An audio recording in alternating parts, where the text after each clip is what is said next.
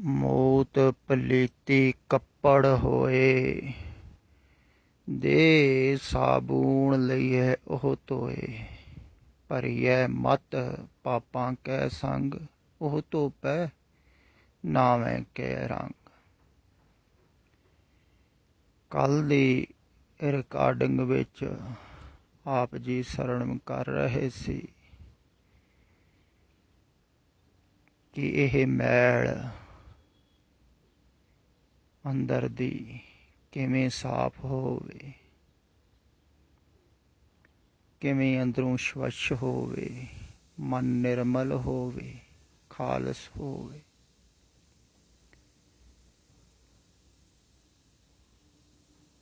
ਤੇ ਅੰਦਰ ਬਹੁਤ ਸਾਰੀ ਮੈਲ ਹੈ,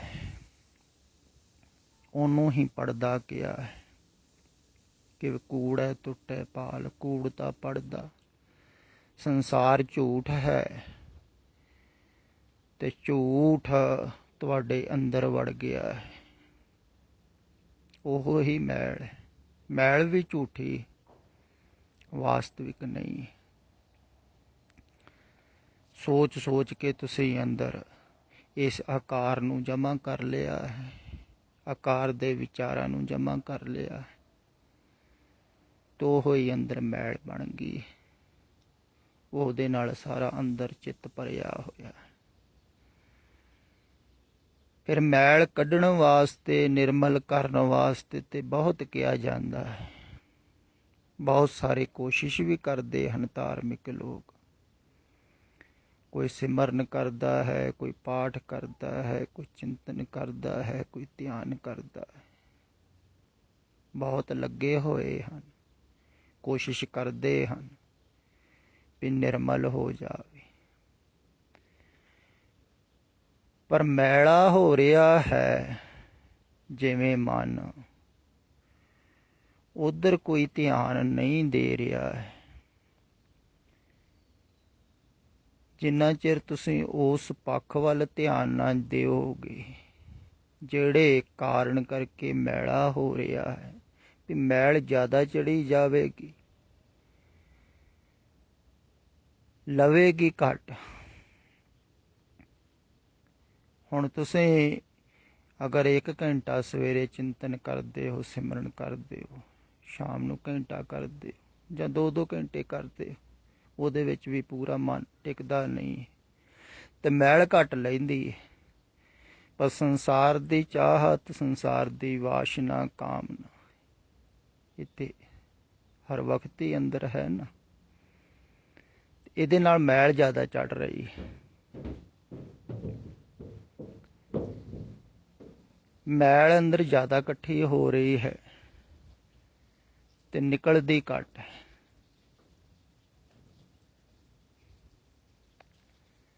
ਤੇ ਜਿਹੜਾ ਕੋਈ ਖਿਆਲ ਰੱਖੇ ਅਗਰ ਵੀ ਬਾਹਰ ਜਿਸ ਕਾਰਨ ਮੈਲ ਲੱਗ ਰਹੀ ਹੈ ਉਸ ਕਾਰਨ ਨੂੰ ਛੱਡਿਆ ਜਾਵੇ ਤੇ ਉਹਨੂੰ ਬਹੁਤ ਹੀ ਖੇਚਲ ਮੈਲ ਨੂੰ ਸਾਫ਼ ਕਰਨ ਵਾਸਤੇ ਨਹੀਂ ਲੱਗਦੀ। ਇਹ ਵੀ ਗੱਲ ਖਿਆਲ ਵਿੱਚ ਰੱਖਿਓ। ਜਿਵੇਂ ਕੱਪੜਾ ਬਹੁਤਾ ਮੈਲਾ ਨਾ ਹੋਵੇ ਤਾਂ ਉਹਨੂੰ ਸਾਫ਼ ਕਰਨ ਵਾਸਤੇ ਵੀ ਮਿਹਨਤ ਘੱਟ ਲੱਗੇਗੀ ਨਾ। ਜਿੰਨਾ ਜ਼ਿਆਦਾ ਮੈਲਾ ਹੋਵੇਗਾ ਓਨੀ ਮਿਹਨਤ ਜ਼ਿਆਦਾ ਲੱਗੇਗੀ। ਇਹ ਤਾਂ ਸੁਭਾਵਿਕ ਹੀ ਹੈ। ਜਿੰਨਾ ਜ਼ਿਆਦਾ ਮੈਲਾ ਹੋਵੇਗਾ ਕੱਪੜਾ, ਉਨੀ ਹੀ ਉਹਦੀ ਸਫਾਈ ਵਾਸਤੇ ਮਿਹਨਤ ਜ਼ਿਆਦਾ ਕਰਨੀ ਪਵੇਗੀ। ਜਿੰਨਾ ਘੱਟ ਮੈਲਾ ਹੋਵੇਗਾ ਉਨੀ ਹੀ ਸਫਾਈ ਵਾਸਤੇ ਘੱਟ ਮਿਹਨਤ ਕਰਨੀ ਪਵੇਗੀ। ਫਿਰ ਮੈਲ ਲੱਗ ਕਿਉਂ ਰਹੀ ਹੈ, ਕਿਵੇਂ ਲੱਗ ਰਹੀ ਹੈ, ਇਸ ਪੱਖ ਵੱਲ ਥੋੜ੍ਹਾ ਜਿਹਾ ਖਿਆਲ ਕਰੋ।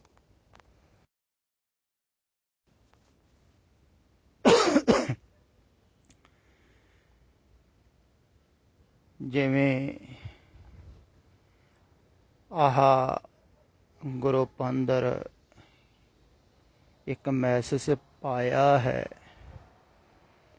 ਤੇ ਇਹਨੂੰ ਪੜ੍ਹ ਕੇ ਇਉਂ ਹੀ ਪ੍ਰਤੀਤ ਹੁੰਦਾ ਹੈ ਵੀ ਇਹਨਾਂ ਨੂੰ ਗੱਲ ਸਮਝ ਵਿੱਚ ਨਹੀਂ ਆ ਰਹੀ ਹੈ। ਐਸਾ ਨਹੀਂ ਇਹਨਾਂ ਨੂੰ ਨਹੀਂ ਆ ਰਹੀ, ਬਹੁਤੇ ਸਰੋਤਿਆਂ ਨੂੰ ਗੱਲ ਪਕੜ ਵਿੱਚ ਨਹੀਂ ਆਉਂਦੀ, ਸਮਝ ਵਿੱਚ ਨਹੀਂ ਆਉਂਦੀ। ਇਸੇ ਕਾਰਨ ਹੀ ਜਦੋਂ ਸਮਝ ਵਿੱਚ ਨਾ ਆਵੇ ਤਾਂ ਉਹਦਾ ਅਮਲ ਨਹੀਂ ਹੁੰਦਾ ਹੈ। ਲਿਖਿਆ ਹੈ, ਰੱਬਾ ਤੂੰ ਸਦਾ ਮਿਹਰ ਹੀ ਕਰੀ, ਕਰੀ ਸਭ ਦਾ ਭਲਾ, ਪਰ ਦੇਰ ਨਾ ਕਰੀ, ਸੁਖੀ ਵਸਣ ਸਾਰੇ, ਕਿਸੇ ਪਾਸੇ ਵੀ ਹਨੇਰ ਨਾ ਕਰੀ। ਇਹ ਤੇ ਠੀਕ ਹੈ ਵੀ ਸਰਬੱਤ ਦੇ ਭਲੇ ਦੀ ਭਾਵਨਾ ਹੋਣੀ ਚਾਹੀਦੀ ਹੈ। ਪ੍ਰੇਮੀ ਪਰਮਾਤਮਾ ਨਾਲ ਪਿਆਰ ਕਰਨ ਵਾਲਾ ਸਾਰਿਆਂ ਦਾ ਭਲਾ ਚਾਹੁੰਦਾ ਹੈ, ਪਰ ਸੁੱਖ ਦੀ ਜਿਹੜੀ ਆਕਾਂਸ਼ਾ ਹੈ ਨਾ, ਸੁੱਖ ਦੀ ਚਾਹਤ ਹੈ, ਇਹੋ ਹੀ ਮੈਲ ਪੈਦਾ ਕਰ ਰਹੀ ਹੈ। ਸੁਖੀ ਵਸਣ ਸਾਰੇ, ਇਹਦਾ ਭਾਵ ਇਹ ਨਹੀਂ ਹੈ ਵੀ ਸਾਰਿਆਂ ਦੇ ਵਿੱਚ ਮੈਂ ਵੀ ਸੁਖੀ ਵਸਾਂ।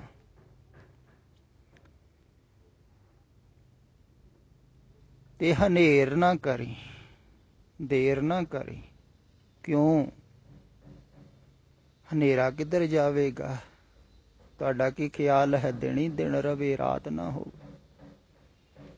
ਤੁਸੀਂ ਚਾਹੁੰਦੇ ਹੋ ਜਨਮ ਹੀ ਜਨਮ ਹੋਵੇ, ਮੌਤ ਨਾ ਹੋਵੇ। ਇਸੇ ਕਰਕੇ ਤੁਸੀਂ ਚਾਹੁੰਦੇ ਹੋ ਸੁੱਖ ਹੀ ਸੁੱਖ ਹੋਣ, ਦੁੱਖ ਨਾ ਹੋਵੇ।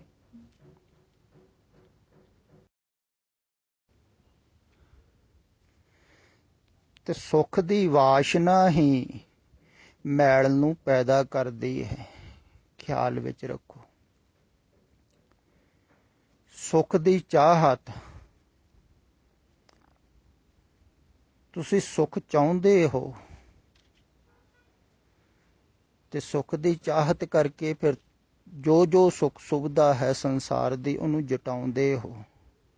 ਸੁੱਖ ਵਾਸਤੇ ਜੋ ਕੁਛ ਚਾਹੀਦਾ ਹੈ, ਹੁਣ ਤੇ ਨਵੇਂ ਤੋਂ ਨਵੇਂ ਸੁੱਖ ਸੁਵਿਧਾ ਦੇ ਸਾਧਨ ਨਿਕਲਦੇ ਆਉਂਦੇ ਹਨ,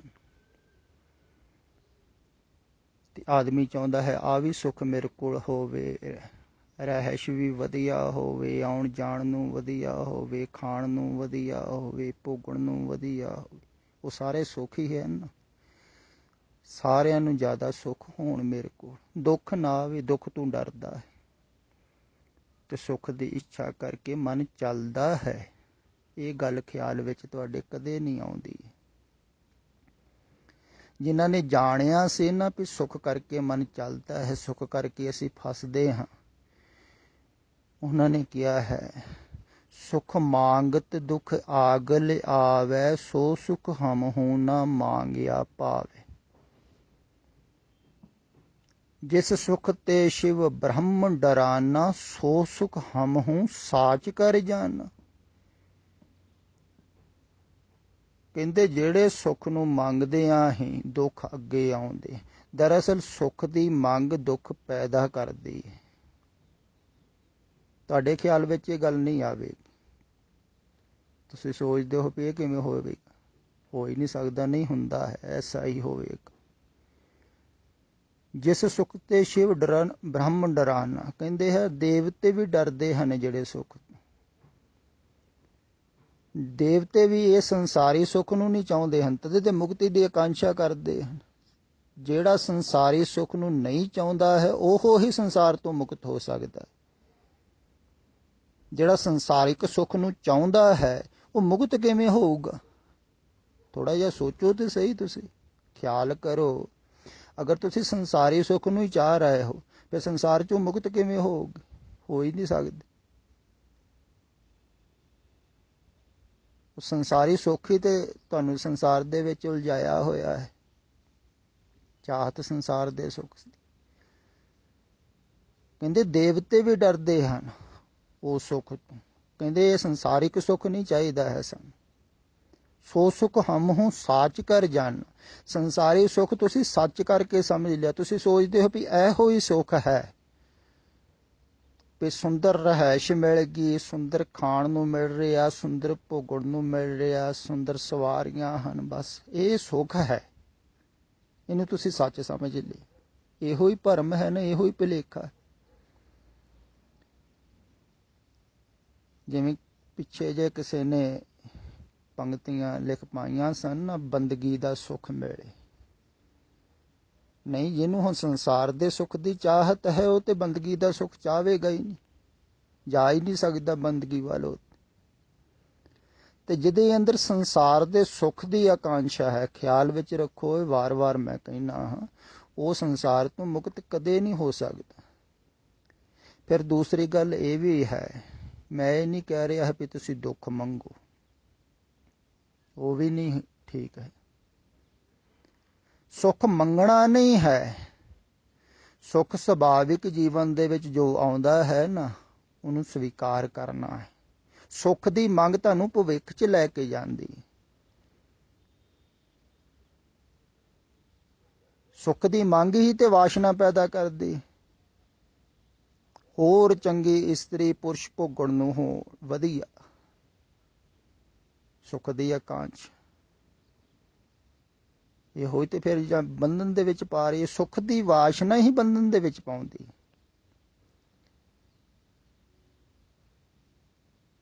ਸੁੱਖ ਸਨੇਹੋ ਔਰ ਭੈ ਨਹੀਂ ਜਾਕੇ, ਕੰਚਨ ਮਾਟੀ ਮਾਨ। ਕਹਿੰਦੇ ਹਨ ਦੁੱਖ ਮੈਂ ਜੋ ਨਰ ਦੁੱਖ ਮੈਂ ਦੁੱਖ ਨਹੀਂ ਜਾਣ। ਦੁੱਖ ਦੇ ਵਿੱਚ ਦੁਖੀ ਨਹੀਂ ਹੁੰਦਾ, ਤਾਂ ਸੁੱਖ ਦੇ ਨਾਲ ਸਨੇਹ ਨਹੀਂ, ਸਨੇਹ ਦਾ ਭਾਵ ਵਾਸ਼ਨਾ ਨਹੀਂ, ਸੁੱਖ ਦੀ ਚਾਹਤ ਨਹੀਂ। ਜਿਹਦੀ ਸੰਸਾਰਿਕ ਸੁੱਖ ਦੀ ਚਾਹਤ ਨਾ ਹੋਈ ਨਾ, ਉਹ ਹੀ ਨਿਰਮਲ ਹੋਵੇਗਾ ਤੇ ਉਹ ਹੀ ਸੰਸਾਰ ਤੋਂ ਮੁਕਤ ਹੋ ਸਕਦਾ ਹੈ। ਇਹ ਗੱਲ ਖਿਆਲ ਵਿੱਚ ਰੱਖੋ, ਲੜ ਪੱਲੇ ਬੰਨ ਲਓ, ਤੁਹਾਨੂੰ ਭੁੱਲ ਜਾਂਦੀ ਹੈ ਵਾਰ-ਵਾਰ। ਤੁਸੀਂ ਫਸੇ ਕਿਉਂ ਹੋ ਸੰਸਾਰ ਦੇ ਵਿੱਚ?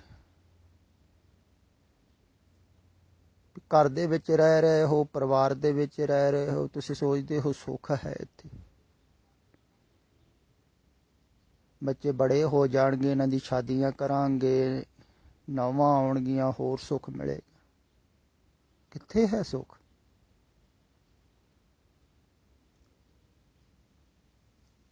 ਇਹ ਤਾਂ ਸੁੱਖ ਪੱਲਰ ਹੈ, ਸੁੱਖ ਪੱਲਰ ਤਿਆਗ ਮਹਾ ਸੁੱਖ ਪਾਵੇ। ਇਹ ਤੇ ਇਦਾਂ ਹੀ ਹੈ ਜਿਵੇਂ ਕੋਈ ਸੁਪਨੇ ਦੇ ਵਿੱਚ ਸੁੱਖ ਮਾਣ ਰਿਹਾ ਹੈ।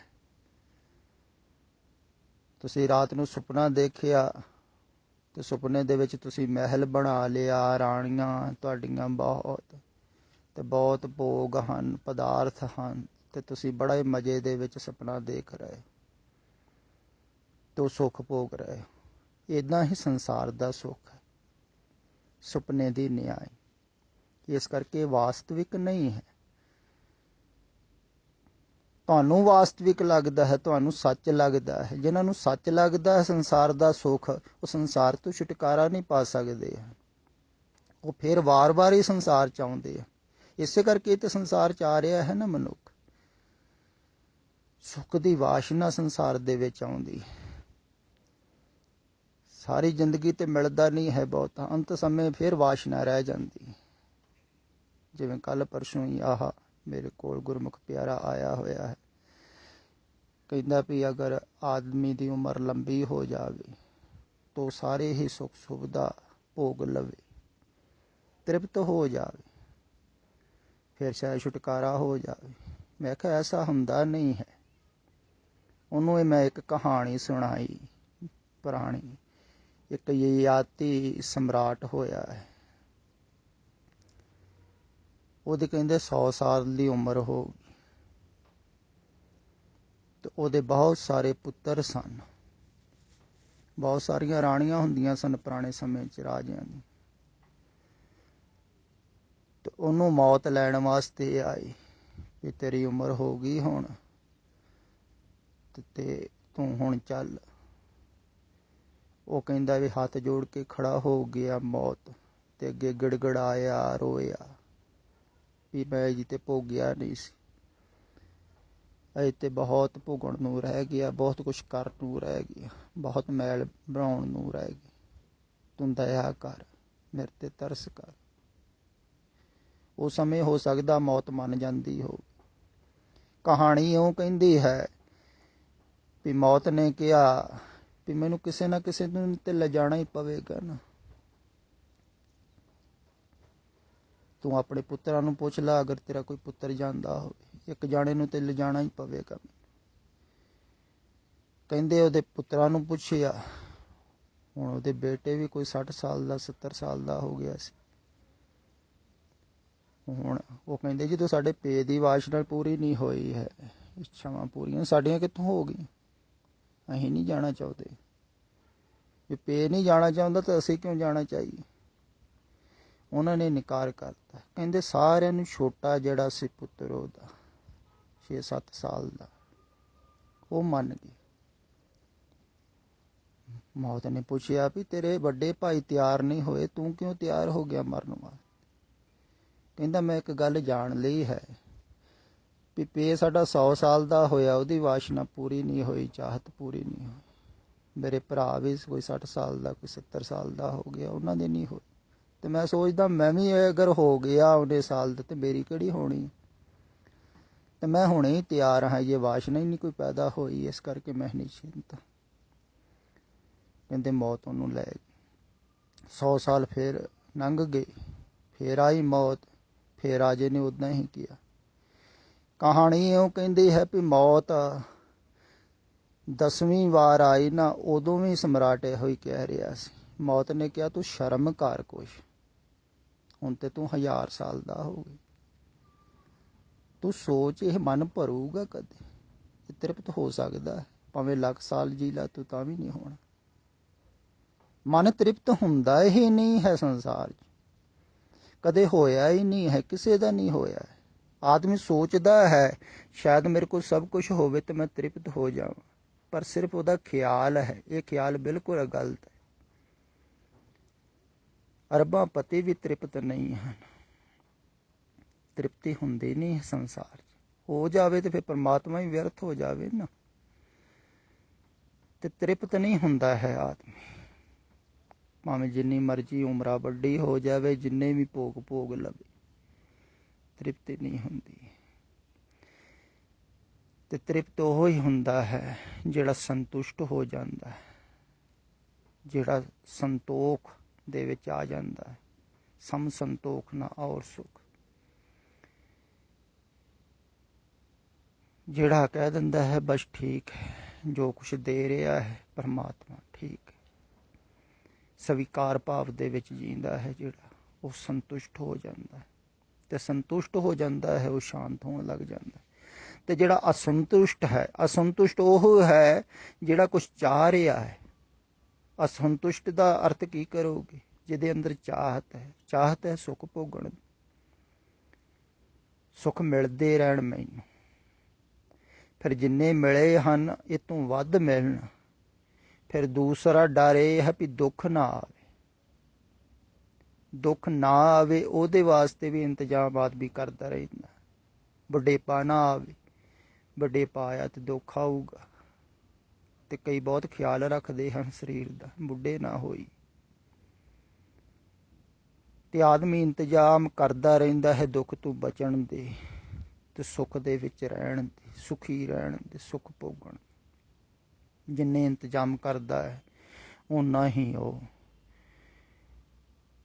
ਦੁੱਖਾਂ ਵੱਲ ਨੂੰ ਜਾਂਦਾ ਹੈ। ਕਿਉਂਕਿ ਦੁੱਖ ਕਿੱਧਰ ਜਾਵੇਗਾ। ਤੁਸੀਂ ਕਹੋ ਦਿਨ ਹੀ ਦਿਨ ਹੋਵੇ, ਰਾਤ ਹੋਵੇ, ਜਿਵੇਂ ਕਿਹਾ ਹੈ ਵੀ ਹਨੇਰ ਨਾ ਹੋਵੇ, ਕਿਉਂ ਨਾ ਹੋਵੇ। ਹਨੇਰਾ ਵਿਚਾਰਾ ਕਿੱਧਰ ਜਾਊ। ਜੇ ਹਨੇਰਾ ਨਾ ਹੋਏ ਤੇ ਪ੍ਰਕਾਸ਼ ਵੀ ਨਹੀਂ ਹੋਵੇਗਾ, ਇਹ ਵੀ ਗੱਲ ਖਿਆਲ ਵਿੱਚ ਰੱਖਿਓ।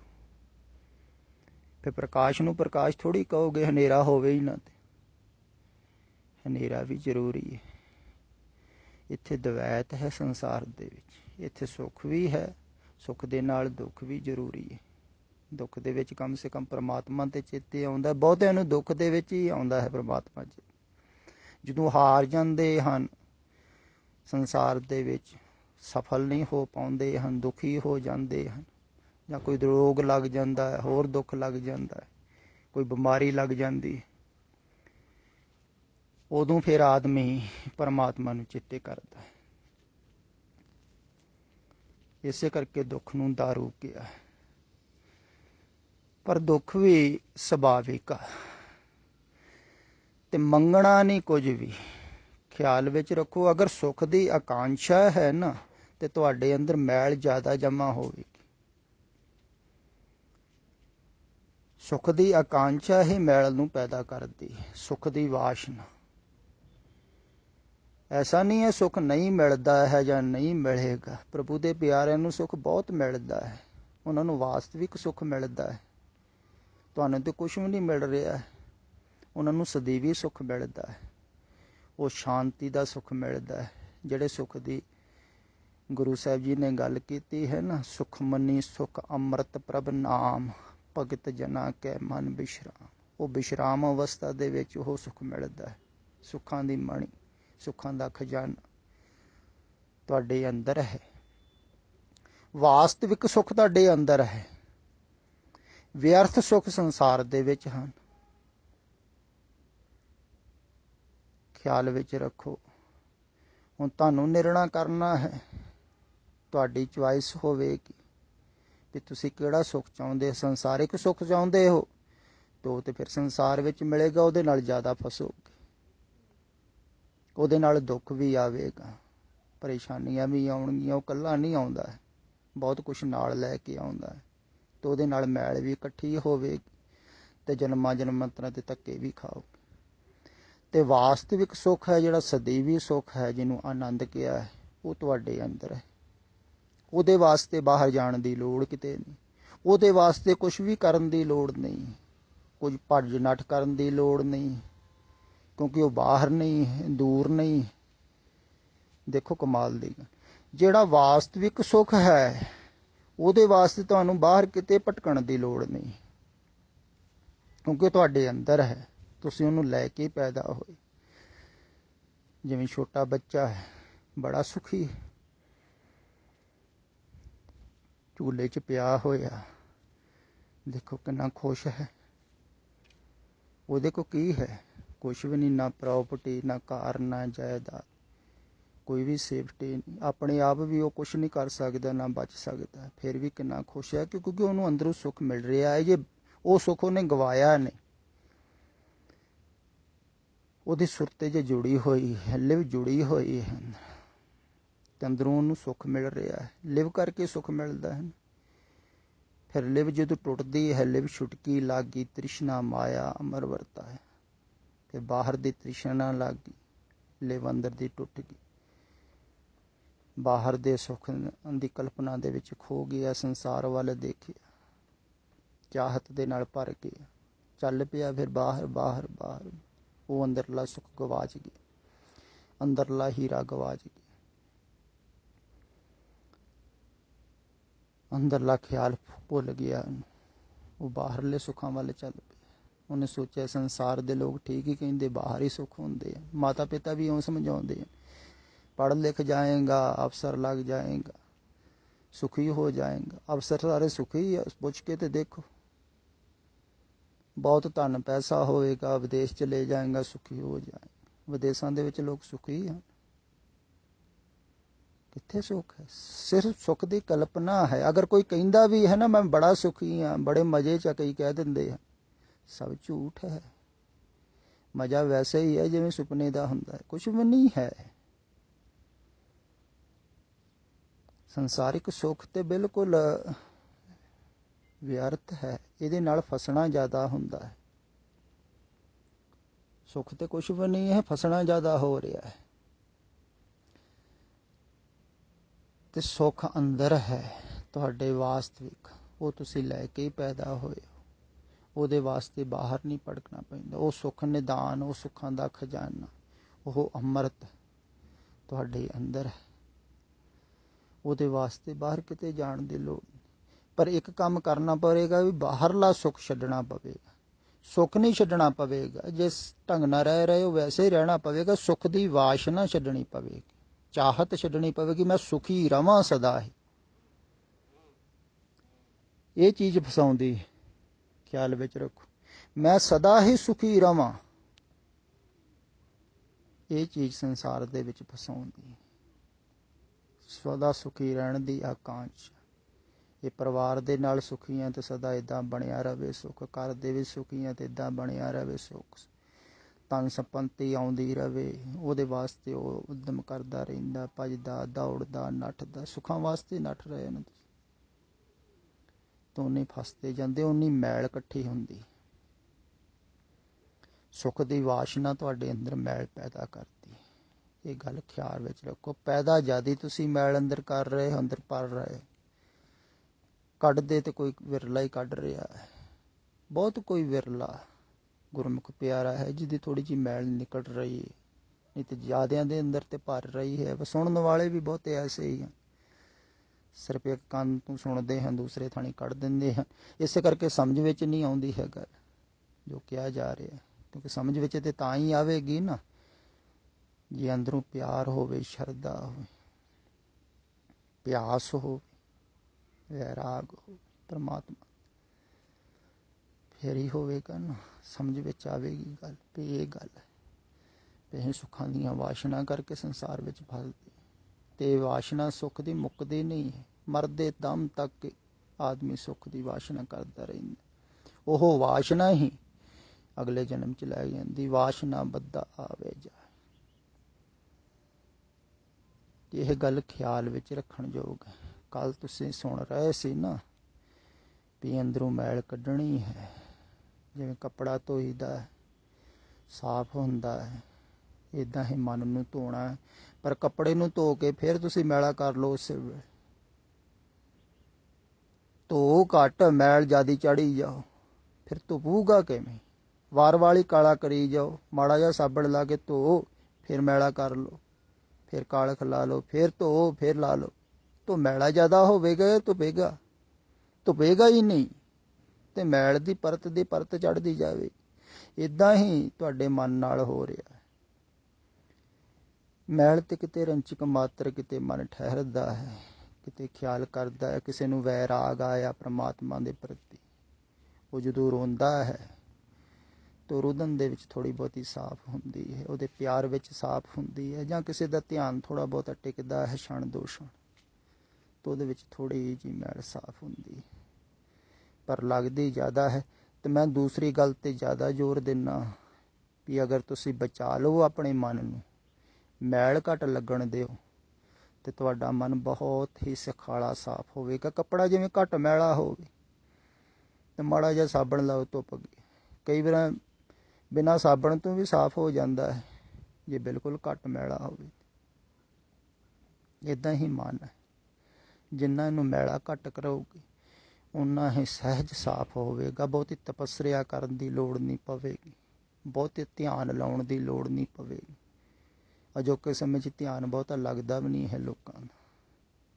ਲਾਉਣ ਦੀ ਕੋਸ਼ਿਸ਼ ਤੇ ਕਰਦੇ ਹਨ, ਸਿਮਰਨ ਚਿੰਤਨ ਕਰਦੇ ਹਨ, ਪਰ ਨਹੀਂ ਹੋ ਰਿਹਾ। ਉਹ ਮੈਲ ਟਿਕਣ ਨਹੀਂ ਦਿੰਦੀ, ਉਹ ਵਿਚਾਰਧਾਰਾ ਚੱਲਦੀ ਰਹਿੰਦੀ ਹੈ। ਉਹ ਵਾਸ਼ਨਾ, ਕੱਲ੍ਹ ਨੂੰ ਕੀ ਕਰਨਾ ਹੈ, ਕੀ ਬਣਾਉਣਾ ਹੈ, ਕੋਈ ਬਿਪਤਾ ਨਾ ਆ ਜਾਵੇ, ਸਮੱਸਿਆ ਨਾ ਆ ਜਾਵੇ, ਕੰਮ ਡਾਊਨ ਨਾ ਹੋ ਜਾਵੇ, ਕਾਰੋਬਾਰ ਨਾ ਖਿਸਕ ਜਾਵੇ, ਜੇ ਨਾ ਹੋਵੇ, ਉਹ ਨਾ ਹੋਵੇ, ਇੱਦਾਂ ਹੋਵੇ, ਇੱਦਾਂ ਨਾ ਹੋਵੇ। ਇੱਦਾਂ ਚੱਲਦਾ ਰਹਿੰਦਾ ਹੈ, ਸੋਚਦਾ ਰਹਿੰਦਾ ਸੁਰੱਖਿਆ ਵਾਸਤੇ, ਸੁੱਖ ਸੁਵਿਧਾ ਵਾਸਤੇ। ਤੇ ਦੂਸਰੀ ਗੱਲ, ਸੋਚਣ ਕਰਕੇ ਤੁਹਾਡੇ ਅੰਦਰ ਮੈਲ ਭਰ ਜਾਂਦੀ ਹੈ ਤੇ ਬਾਹਰ ਵਿਵਸਥਾ ਵੈਸੇ ਹੀ ਰਹਿੰਦੀ ਹੈ। ਅਗਰ ਸੋਚੋ ਨਾ ਤੁਸੀਂ ਸੁੱਖ ਸੁਵਿਧਾ ਵਾਸਤੇ, ਤਾਂ ਵੀ ਕੰਮ ਕਾਰ ਤੇ ਕਰੋਗੇ ਹੀ, ਜੋ ਵੀ ਹੈ ਸੁਭਾਵਿਕ ਉਪਜੀਵਕਾ ਕਮਾਓਗੇ, ਪਰ ਸੋਚੋਗੇ ਨਹੀਂ ਤੇ ਮੈਲ ਨਹੀਂ ਇਕੱਠੀ ਹੋਵੇਗੀ। ਇਹ ਫਰਕ ਪਵੇਗਾ।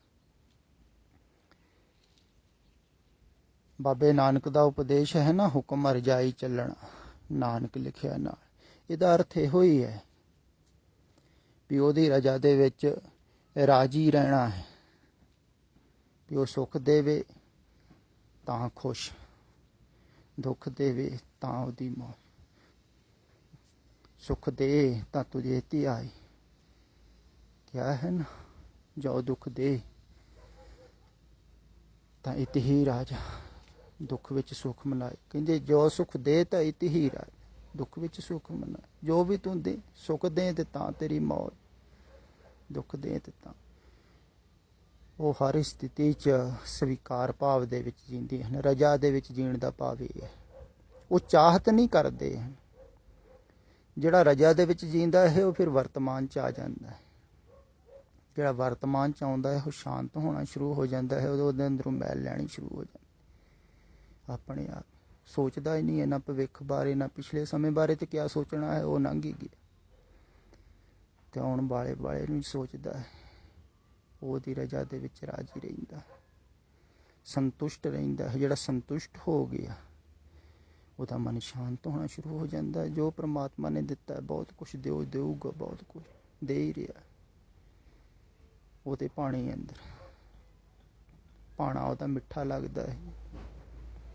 ਪ੍ਰਭ ਕੀ ਆਗਿਆ ਆਤਮ ਹਿਤਾਵੇ, ਜੀਵਨ ਮੁਕਤ ਸੋ ਕਹਾਵੇ। ਦੇਖੋ ਕਿੰਨਾ ਪਿਆਰਾ ਉਪਦੇਸ਼, ਵੀ ਜੋ ਵੀ ਉਹ ਦੇ ਰਿਹਾ ਹੈ, ਸੁੱਖ ਦੇ ਰਿਹਾ ਹੈ ਤਾਂ ਵੀ ਠੀਕ, ਦੁੱਖ ਦੇ ਰਿਹਾ ਹੈ ਵੀ ਇਹਦੇ ਮਤਲਬ ਸਾਡਾ ਭਲਾ ਕਰ ਰਿਹਾ।